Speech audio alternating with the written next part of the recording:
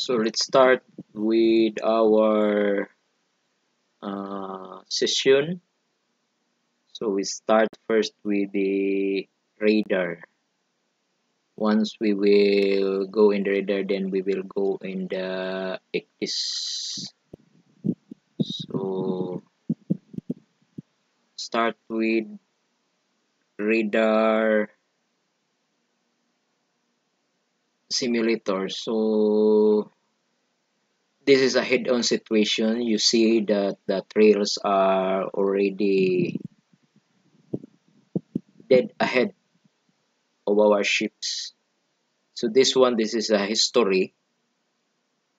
It's already far away, but the collision course is real far.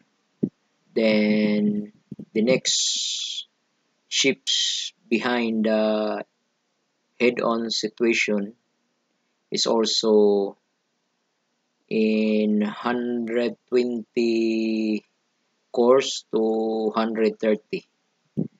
So this behind of our ships is probably same speed and same course. Example, we will alter a starboard uh, 20 degrees. So this is relative motion, correct?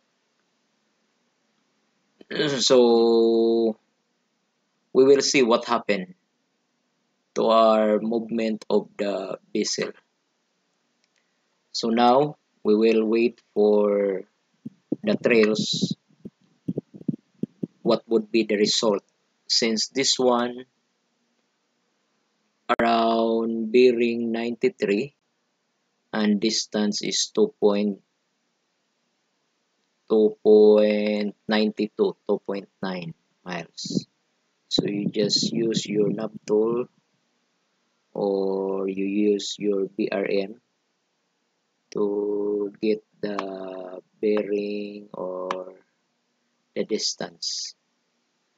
So that's could be calculated whether this vessel will pass ahead of you or pass astern. So the dead ahead before when we look on the bow of our ships now starting to give another trails. So this one also because we are anchoring to starboard, but this behind of the ships ahead of us. So you can identify now that is have a rest of collision and also these ships on your starboard beam. So that is how you detect in multiple contacts of your radar. So our speed is 50 knots and currently we are course 021 and we are in now we are on full speed 80 knots. Okay, we are in 80 knots full speed. So the behind ships, so it's not really moving far from us, so it could be the same speed and same course. So this is have my rest of collision. So in order to identify if there is a rest of collision, so you have to use your BRM. So if the bearing steady, then the range is decreasing. So that is the signal of rest of collision exists.